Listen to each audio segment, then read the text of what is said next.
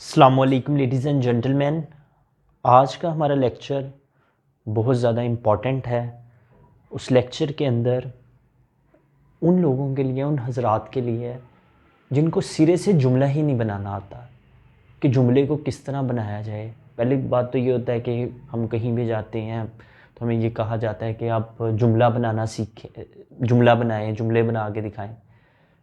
कभी भी इस चीज़ पे डिस्कशन बड़ी कम होती है कि जुमला बनाया किस तरह जाए ताकि जुमला कभी ख़राब ना हो, जुमले की हमेशा साख्त जो है वो दुरुस्त रहे।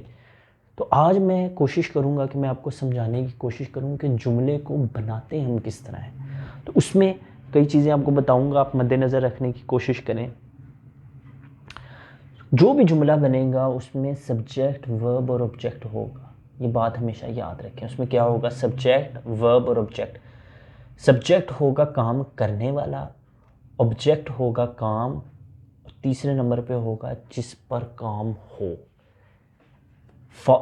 फार्मूला जो बनेगा वो बनेगा SVO का। जितने भी जुमले बनेंगे वो किस फार्मूले के तहत बनेंगे सर? वो SVO के फार्मूले के तहत बनेंगे जुमले। सब्जेक्ट उनमें क्या होगा?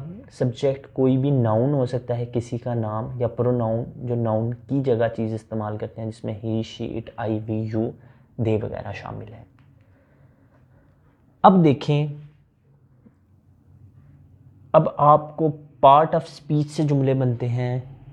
हर जुमले के अंदर पार्ट ऑफ स्पीच जो होते हैं वो इस्तेमाल होते हैं। पार्ट्स ऑफ स्पीच, ये क्या होते हैं? Parts of speech. For example, कोई भी आपने ज़िंदगी में कोई चीज़ बनानी हो, एक डिश की बात करते हैं। फॉर एग्ज़ाम्पल, एक पुडिंग की बात करते हैं, राइस पुडिंग की। तो उसमें आपको मिल्क की ज़रूरत है, उसमें आपको राइस की ज़रूरत है, शुगर की ज़रूरत है, ड्राई फ्रूट्स की ज़रूरत है। इसी तरह जब जुमले बनते हैं तो जुमलों के अंदर उनके मुख्तलिफ लवाज़मात होते हैं, पार्ट्स ऑफ स्पीच। अगर आपको पार्ट्स ऑफ स्पीच का नहीं पता, मेरा लेक्चर देखें, आपको पार्ट ऑफ स्पीच के बारे में पता लग जाएगा।